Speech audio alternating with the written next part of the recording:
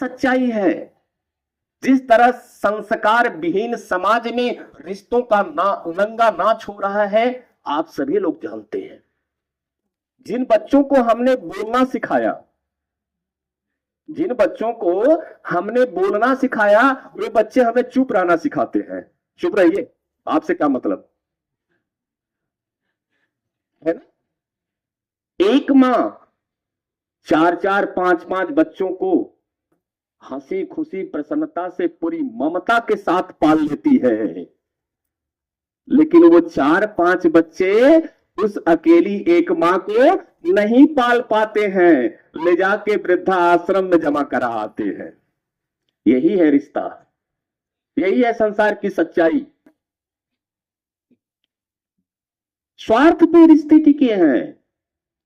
एक 16, 17, 18 साल की युवती का पति मर जाता है, कितने दिन शोक मनाती है, कितने दिन उसके दुख में दुखी रहती है? 6 महीना, 1 साल, फिर उसकी आम जिंदगी शुरू हो जाती है, भूल जाती है उसको। यही है रिश्तों की सच्चाई, यही रिश्ता है। जिन रिश्तों में हम अपना सारा जीवन बर्बाद कर रहे हैं, हम सारा अपना जीवन बर्बाद कर रहे हैं। तो एक भाई साहब अपने घर पे रामचरितमानस का 24 घंटे का पाठ रखवाए। तो जैसे भी यहाँ पे ये आपकी जो सत्संग चल रही है, हरिकथा चल रही है, तो रविंदर जी ने अपने सुपुत्र की शादी के उपलक्ष्य में रखा है ना, वैसे ही एक सज्जन पहुंचे तो बोले, भाई साहब ये जो रामचरितमानस का 24 घंटे का ये जो आप पाठ करवा रहे हैं, ये किस खुशी में करवा रहे हैं? बोले, आपको नहीं पता है, बड़े भैया के साथ जो हमारा मुकदमा चल रहा था ना, वो मैं जीत गया हूं, इसी खुशी में 24 घंटे का रामचरितमानस करा रहा हूं। वारे मूर्खों, वारे इंसान, भाई से, सगे भाई से मुकदमा जीत गए तो 24 घंटे का अखंड रामचरितमानस पाठ करा रहे हो।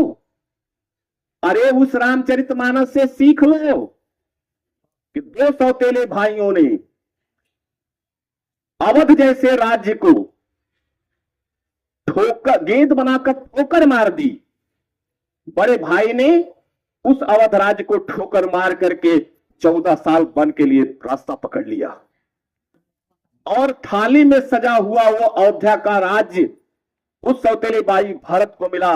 भरत ने भी उसको स्वीकार नहीं कहा, बोले इस राज्य को मैं भी नहीं लूंगा। अरे जहां ऐसा प्रेम भाई का है, सौतेले भाइयों का ऐसा प्रेम है, वो एक कवि की दास को कुछ लाइनें याद आ गई कि राम भरत में आज छिड़ गई भैरव एक लड़ाई।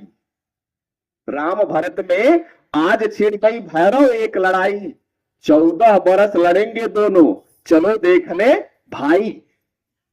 एक और श्री राम और एक भरतशील व्रत भाई।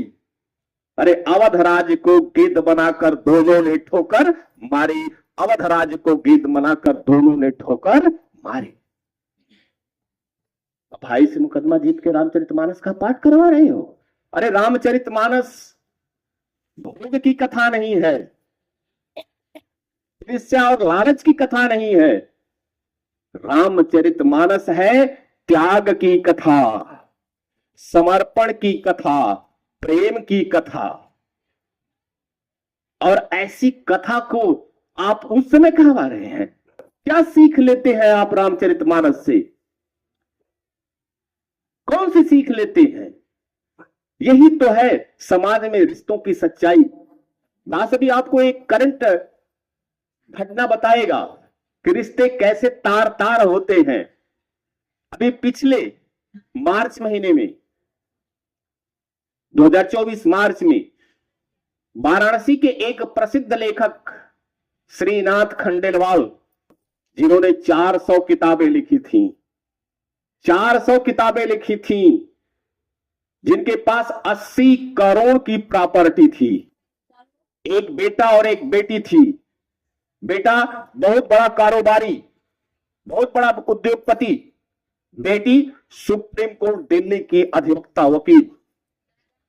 मार्च में बेटे ने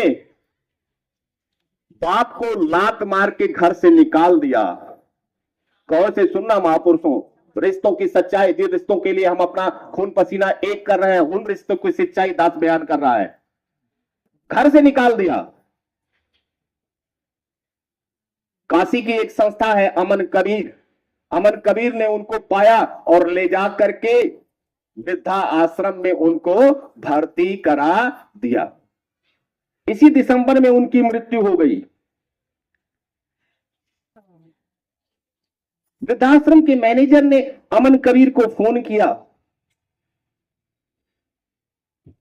अमन कबीर ने बनारस के कमिश्नर कौशल राज शर्मा को फोन किया। उन्होंने कहा उनके घर वालों को सूचना दे दो। जब बेटे को फोन किया गया, बेटे ने कहा मेरे पास समय नहीं है, हमारा बहुत बिजी शेड्यूल है, मैं नहीं आ सकता।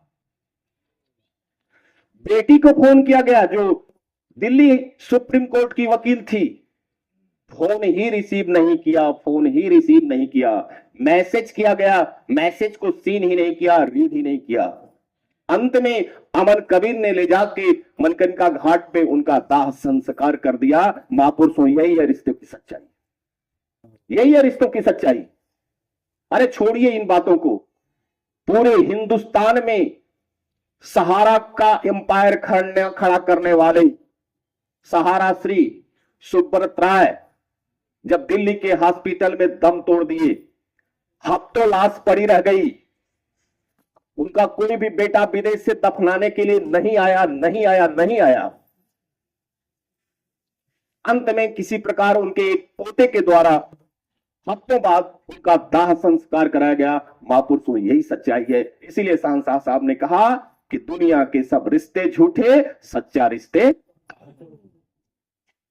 क्यों? कहते हैं बन जाते हैं सब रिश्तेदार जब जर पास होता है, बन जाते हैं सब रिश्तेदार जब जर पास होता है, टूट जाता है रिश्ता गरीबी में जो खास होता है। जो रिश्ता खास होता है वो भी गरीबी में टूट जाता है। ये रिश्तों का जो नंगा नाच चल रहा है महापुरुषों, उसको देख करके हमारे बाबा सूरदास जी रो पड़े। उन्होंने कहा प्रभु जी सांचो कलयुग आयो, प्रभु जी सांचो कलयुग आयो, पुत्र पिता का कहा न मानत, आप करत मन भायो। पुत्र पिता का कहा न मानत, आप करत मन भायो। स्त्री पतिव्रत धर्म न मानत, स्त्री पतिव्रत धर्म न मानत, निज कर पुरुष परायो। सूरदास यह चरित देख के नैनन नीर बहायो, सूरदास यह चरित देख के नैनन नीर बहायो, प्रभु जी सांचो कलयुग आयो। कौन सहारा होता है आपका? केवल एक सहारा है, ये समय का सद्गुरु। जीवन में जब भी सहारा होता है तो यही होता है। एक गांव में एक किसान था, उसके पास एक गाय थी। रोज सुबह दूध दूहने के बाद वो उसको छोड़ देता था, वो गाय जंगल में चरने के लिए चली जाती थी। शाम तक चरती थी वहां, और शाम होते ही वो लौट करके अपने वापस मालिक के घर वापस आ जाती थी। एक दिन जब किसान ने उस गाय को छोड़ा, गाय जाके जंगल में चर रही थी, दोपहर का समय था, तभी एक शेर ने उसके ऊपर आक्रमण कर दिया। शेर को देख करके गाय जान बचाने के लिए भागी, आगे आगे गाय और पीछे पीछे शेर। जान बचाने की हड़बड़ाहट में गाय आगे एक दलदल था, उस दलदल में चली गई, और पीछे पीछे वो शेर भी उसी दलदल में चला गया। मात्र कुछ कदमों की दूरी थी, लेकिन चाह कर भी वो शेर उस गाय को पकड़ नहीं पा रहा था। धीरे धीरे सायंकाल हो गई। गाय ने शेर से पूछा, भाई कोई तेरा मालिक है? शेर गुस्सा गया, बोला बेवकूफ क्या बात करती है? अरे मैं तो जंगल का राजा हूं, भला मेरा भी कोई मालिक होगा? अरे मैं खुद अपना मालिक हूं, मेरा कोई मालिक नहीं है। गाय ने कहा तब तू मरेगा। क्यों? बोला देख मेरा मालिक है, और जब शाम तक मैं अपने घर पे नहीं पहुंचूंगी तो वो ढूंढता हुआ यहां तक आएगा आएगा और मुझे इस दलदल से निकाल कर बचा के ले जाएगा। लेकिन तेरा कोई मालिक नहीं है, तू इसी दलदल में पड़ा पड़ा भूख प्यास से तड़प करके अपनी जान दे देगा, अपनी जान दे देगा। सासंगत हुआ भी यही, जब समय पे वो गाय अपने घर नहीं पहुंची तो उसका मालिक ढूंढते ढूंढते उस दलदल के पास पहुंचा और उस दलदल से उस गाय को निकाल करके ले गया और चाह कर भी उस शेर को नहीं निकाल पाया, क्योंकि जैसे ही शेर को निकालता तो शेर क्या करता आपको पता है। सासंगत ये शरीर ही दलदल है और ये हृदय ही गाय है और ये अहंकारी मन ही क्या है, शेर है, और ये समय का सद्गुरु ही क्या है, मालिक है। इसीलिए सांसा साहब ने अवतारवाणी में कहा कि रे नर तेरा इस दुनिया में ना कोई संगी साथी, जान अकेली जाती है संग न कोई तेरी जाए, जान अकेली रोते रहेंगे भाई तेरे, रोती रहेगी जननी तेरी, शीश पकड़ के तिरिया रोवे और देती रहे दुहाई भी, अंत समय में तेरे कर्मों को ही संग में तेरे जाना है, कहे अवतार बिना हर के झूठा ताना माना है। ये सब झूठा ताना माना है।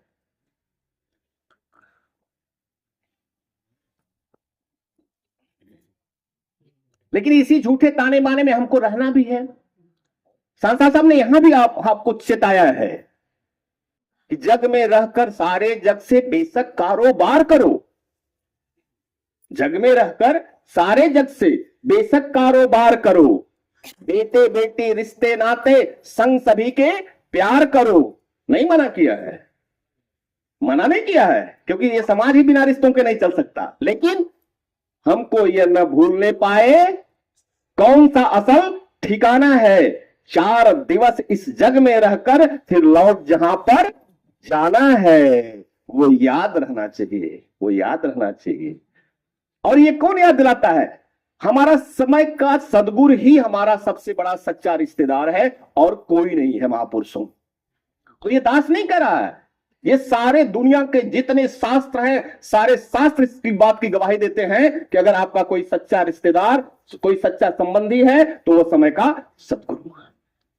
वो हुआ कि एक बार एक राजा था, वह निसंतान था, उसने पुत्र प्राप्त के लिए बड़े प्रयास किए, लेकिन उसको सफलता नहीं मिली।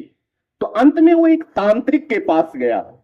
तांत्रिक ने कहा, राजन आपको पुत्र की प्राप्ति हो सकती है, लेकिन पूजा के समय किसी एक बालक की बलि देना होगा। राजा ने पूरे राज्य में घोषणा करवा दी, भाई देखो मुझे बलि के लिए एक बालक चाहिए, जो भी अपना बालक बलि के लिए देगा उसे मैं ढेर सारा धन उपहार स्वरूप दूंगा। महापुरुषों सोचो, कौन अपने बालक को देगा बलि के लिए, है कोई? लेकिन गरीबी क्या न होती है। उसी राज्य में एक गरीब परिवार रहता था जिसके कई सारे बच्चे थे, और इतनी गरीबी थी कि कई कई मीटिंग तो खाना ही नसीब नहीं होता था। और उसमें एक बालक ऐसा था जो अपनी आस्था इस ईश्वर से रखता था, उसका उठना बैठना साधु संतों के साथ था, वो समय समय पर सत्संग जाया करता था। मां बाप ने सोचा यही बेटा नालायक है, यही बेटा मेरा नालायक है, किसी काम का नहीं है, ये साधु संतों के चक्कर में खाली आवारा घूमता फिरता रहता है, तो क्यों न इसी को राजा को दे दे और इसी की बलि चढ़ा दे और बदले में ढेर सारा धन हमें मिल जाएगा, जिससे आगे के हमारे पूरे परिवार की जिंदगी हंसी खुशी अच्छे अच्छे बीत जाएगी। ले गए और उन्हें राजा को अपने उस लड़के को सौंप दिया। राजा ने तांत्रिक को बुलाया, तांत्रिक आया, पूजा की सारी व्यवस्था हो गई, लड़के को नहला धुला कर के लिए बलि के लिए लाया गया। तो होता है ना, जब किसी को फांसी के लिए चढ़ाते हैं तो बोलते हैं तुम्हारी अंतिम इच्छा क्या है, अंतिम इच्छा बताओ। तो तांत्रिक ने उस बालक से कहा, भाई अब तेरी जिंदगी के कुछ ही क्षण बचे हैं, अगर कोई तेरी अंतिम इच्छा हो तो तू मुझे बता दे। बालक ने कहा, मेरी अंतिम इच्छा है कि मेरे लिए थोड़ी सी रेत मंगा दी जाए, थोड़ी सी रेत मंगा दी जाए। रेत आ गई। अब उसने उस रेत की 4 ढेरियां बनाई और उसके सामने बैठ गया। कुछ देर तक तो वो सोचता रहा, फिर एक एक करके 3 ढेरी बिगाड़ दिया। चौथे ढेरी के सामने हाथ जोड़ करके बैठ गया और तांत्रिक से कहा, भाई अब जो तुझे करना है तू कर। अब वो तो डर गया, तांत्रिक तो डर गया कि ये अभी क्या उपाय किया है भैया, ये कहीं हमसे बड़ा तो तांत्रिक नहीं है। उसने राजा की तरफ देखा, राजा ने बात समझ गए। उन्होंने कहा, बालक ये बता तू कि जो तूने ये 4 ढेरी रेत की बनाई, इसमें से 3 बिगाड़ दी और चौथे के सामने तू हाथ जोड़ के बैठ गया, क्यों, क्या कारण है इसका, ये माजरा क्या है? लड़के ने हाथ जोड़ के कहा, जहां अपना ये 4 ढेरी मैंने बनाई, ध्यान से सुनना महापुरुषों, ये 4 ढेरी मैंने बनाई, जिसमें ये पहली ढेरी मेरे माता पिता की है, ये पहली ढेरी मेरे माता पिता की है और मेरे माता पिता का ये कर्तव्य है कि वो मेरा लालन पालन करें, मेरे जीवन का निर्वाह करें और मुझे योग्य बनाएं। ये कर्तव्य मेरे माता पिता का है, लेकिन चंद पैसों की लालच में आकर के उन्होंने मुझे आपको बेच दिया कि आप मेरी बलि चढ़ा दे, इसलिए इनसे हमारा विश्वास उठ गया, इसलिए मैंने इस ढेरी को बिगाड़ दिया। और ये दूसरी ढेरी मेरे सगे संबंधियों की है। मेरे सगे संबंधियों का ये कर्तव्य था कि मेरे माता पिता गलत करने जा रहे हैं, धन के लालच में आकर वो मुझे आपको बेचना चाहते हैं, तो उनका ये कर्तव्य था कि वो जाकर के मेरे माता पिता को समझाते, भाई तू गलत कर रहा है, चंद पैसों के लिए, चंद धन के लिए तू अपनी बेटी को, अपने खून को तू बलि के लिए दे रहा है, तुझे ऐसा नहीं करना चाहिए। लेकिन मेरा कोई सगा संबंधी मेरे माँ बाप को समझाने नहीं आया, इसलिए इनसे भी मेरा विश्वास उठ गया, इसलिए मैंने इस ढेरी को भी बिगाड़ दिया।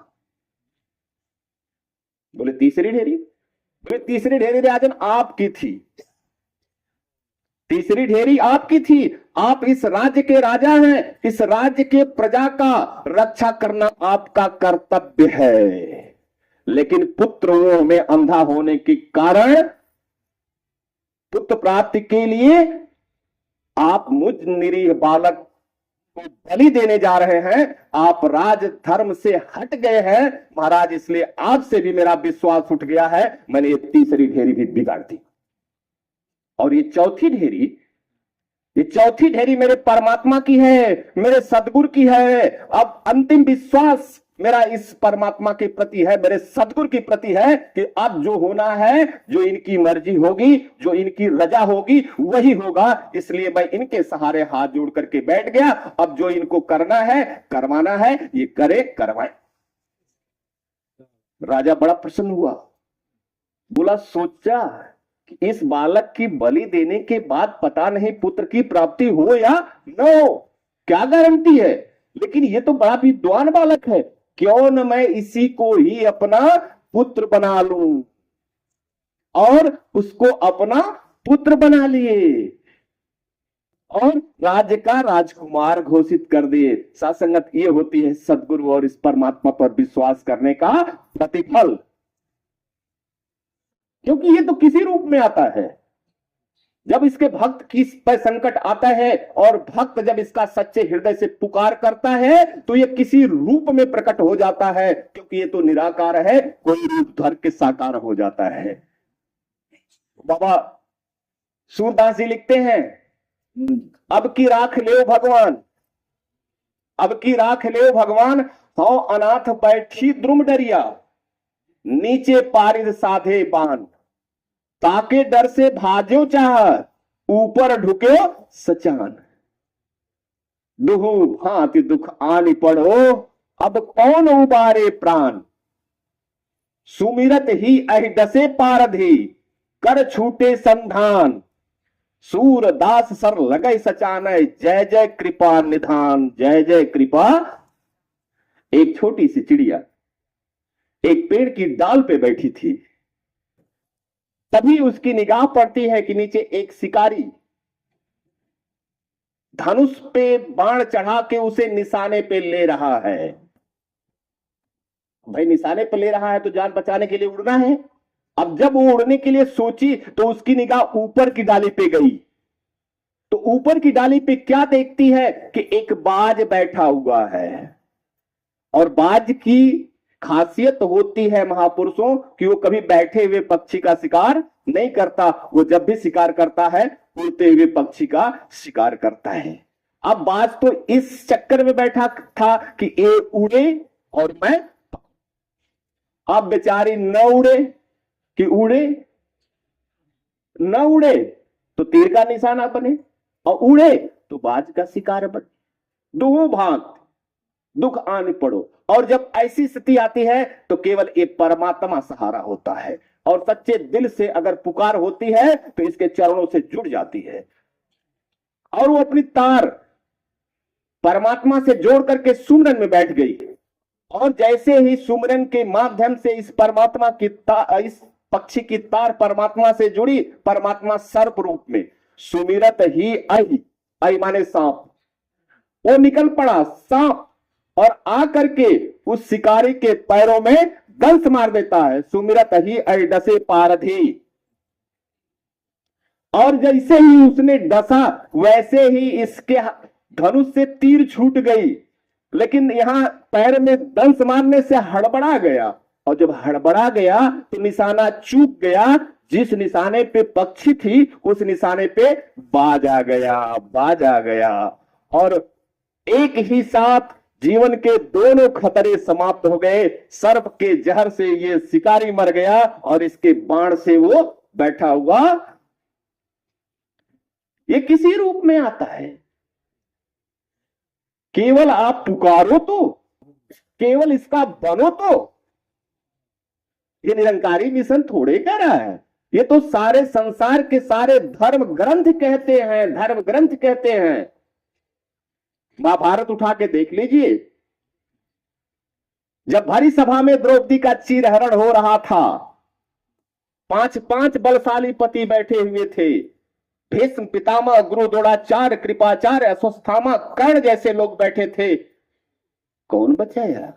दास को एक कवि की कुछ चंद पंक्तियां याद आ रही हैं, ध्यान दीजिएगा। कि जब द्रौपदी जुए में हार जाते हैं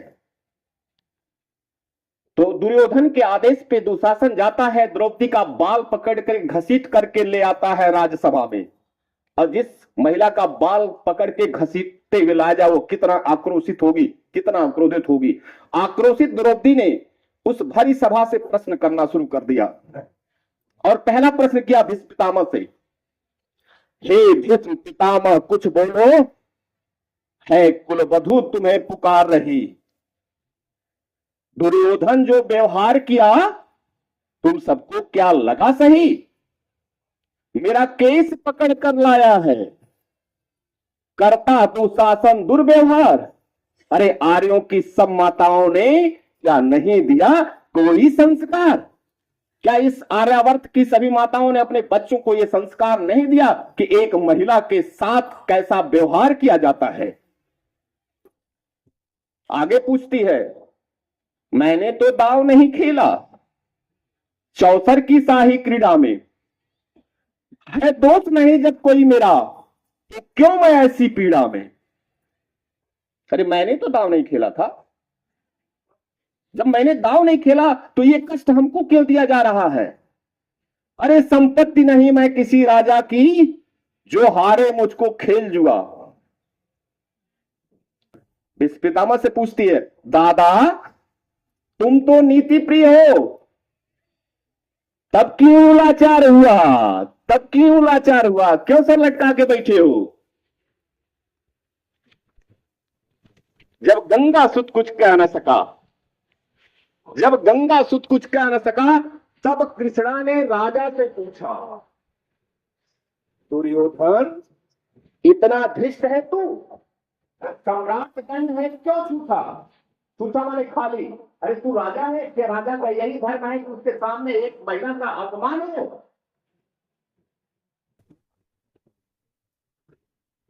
द्रौपदी ने बारी बारी से प्रश्नों का ढेर लगा डाला। धृतराष्ट्र, विदुर और द्रोण के बाणों में उत्तर हो ताला।